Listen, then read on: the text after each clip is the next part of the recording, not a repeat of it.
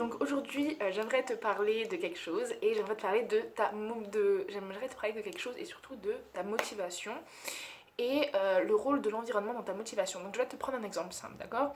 Disons, tu prends une personne, n'importe quelle personne, ok, elle a un poids normal. Et bien si tu l'emmènes dans un pays asiatique, parce que dans les pays asiatiques, ils ont une culture de la minceur, ok? Et donc l'environnement est propice à avoir une population qui est mince, ok? On va dire ça comme ça. Et même si de base, disons, tu as des difficultés à perdre du poids ou tu te sens pas trop motivé, ok, à perdre du poids, et bien si tu vas dans un pays asiatique, tu auras beaucoup plus de facilité à perdre du poids, non pas parce que tu seras plus motivé ou plus discipliné, mais parce que ton environnement va en fait te forcer et te pousser à perdre du poids. Parce que déjà, si par exemple tu veux aller faire du shopping, et bien si tu as une certaine taille, un certain poids, une certaine corpulence, tu ne pourras pas mettre X ou Z ou X ou Y. X ou Y vêtements parce que ces vêtements-là sont adaptés à une certaine morphologie, une certaine corpulence, ok? Ensuite, deuxièmement, tu auras aussi plusieurs photos de magazines, de idoles qui ont des corps fins, tout ça. Aussi, tu vas être bombardé de produits minceurs, aussi tu vas être jugé. Et donc, en fait, tout cet environnement, toute cette pression va faire en sorte que perdre du poids sera beaucoup plus facile parce que tout ton environnement te dira vas-y, perds du poids, perds du poids, perds du poids. Alors que, à contrario, si tu vas dans un pays comme les États-Unis ou comme la Polynésie par exemple, où le fait d'être mince ou d'être très mince c'est pas forcément un critère de beauté, c'est plus d'avoir des formes, etc. Et ben là, tu auras beaucoup plus de difficultés à perdre du poids sans un peu de volonté ou sans un peu de motivation ou sans te pousser un peu, parce que tout l'environnement te dira en gros vas-y, tranquille, prends-toi un petit hot dog, un petit kebab, tout va bien, tu vois. Donc c'est vraiment pour te dire à quel point ton environnement est important dans ta motivation et dans plein d'autres choses d'ailleurs, mais là, dans cette vidéo, on parle surtout de l'importance de l'environnement pour ta motivation. Ensuite, je sais pas si ça t'est déjà arrivé, mais moi, ça fait à peu près 2-3 ans que je suis dans mon appartement, et donc, mon appartement, je l'ai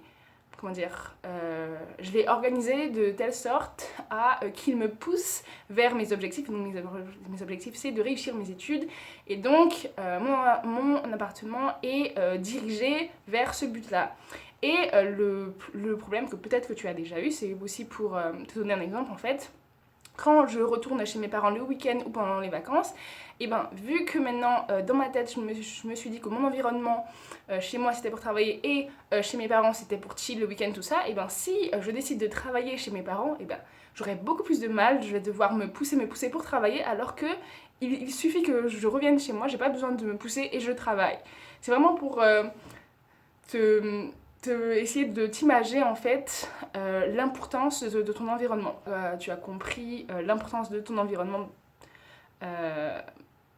par rapport à ta motivation. Et donc, ce qu'on va faire, ce que je vais te demander de faire, c'est de faire les exercices que je vais te donner là.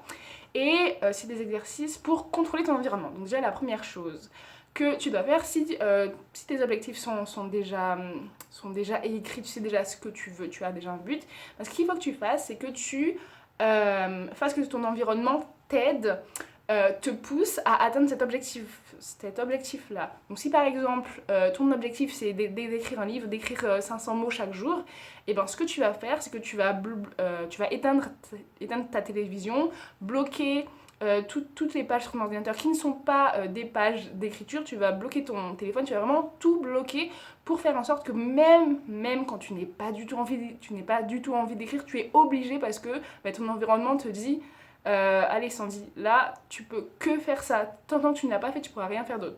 Je vais prendre un autre exemple. Si par exemple tu t'es dit que tu voulais faire un peu plus de sport, et ce que tu vas faire, tu vas utiliser ton environnement comme ton ami. En fait, ton environnement, tu peux choisir qu'il soit ton ami ou ton ennemi. Moi, sincèrement, je préfère qu'il soit mon ami. Après, tu fais comme tu veux. Et donc, si je reprends l'exemple du sport, ce que tu vas faire, c'est que, disons, tu vas mettre ta corde à sauter, ton tapis de sport, vraiment juste devant ton lit, comme ça, la première chose que tu vois quand tu te réveilles, c'est ça. Ça te fait un petit feedback, ça te rappelle, ah oui, c'est vrai, il faut que je fasse du sport. Si ça fonctionne pas, ce que tu fais aussi, c'est dans ta salle de bain ou dans ton dressing, peu importe où en fait tu vas t'habiller, tu mets en évidence déjà les vêtements de sport que tu dois mettre, tu les mets la veille pour le lendemain, comme ça. Si disons, tu te lèves de ton lit, t'es tranquille, tu as déjà vu le tapis de sport, mais bon, tu l'as complètement zappé, et ben quand tu iras dans ta salle de bain ou dans ton dressing, tu verras en plus du tapis tes vêtements de sport, et donc tout ton environnement sera là pour te rappeler qu'il faut que tu ailles faire du sport. Donc voilà, ça c'est la première chose que tu dois faire. Deuxième chose, tu dois trier tes abonnements YouTube. Pourquoi je dis ça? Parce que je pense qu'on passe énormément de temps sur YouTube. Franchement, moi je passe énormément de temps. Je pense que c'est bien si on utilise YouTube d'une bonne manière, mais ça peut nous freiner dans l'atteinte de nos objectifs. Donc si, on va reprendre l'exemple du poids, parce que je trouve que c'est un exemple assez facile. Si par exemple ton objectif c'est de perdre du poids, ben forcément tu vas supprimer tous tes abonnements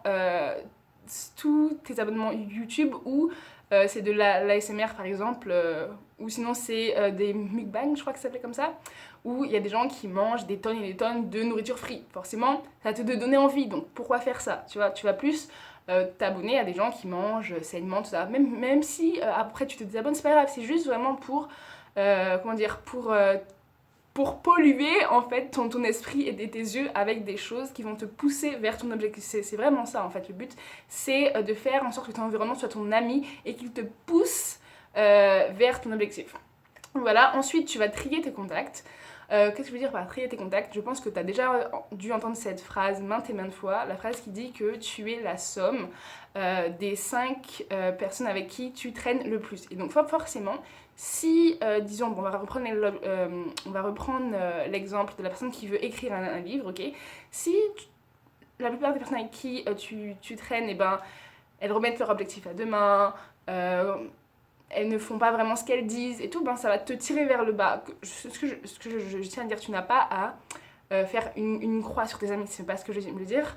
Que là, si tu sais que tes amis vont pas vraiment t'aider par rapport à cet objectif-là, et ben tu mets une petite distance pendant un temps, juste le temps que tu aies accompli cet objectif. Bon, après tu peux aller en soirée avec eux, il n'y a pas de souci. Mais juste pour pouvoir plus facilement atteindre ton objectif d'écriture, tu vas prendre un tout petit peu de distance avec ces amis-là.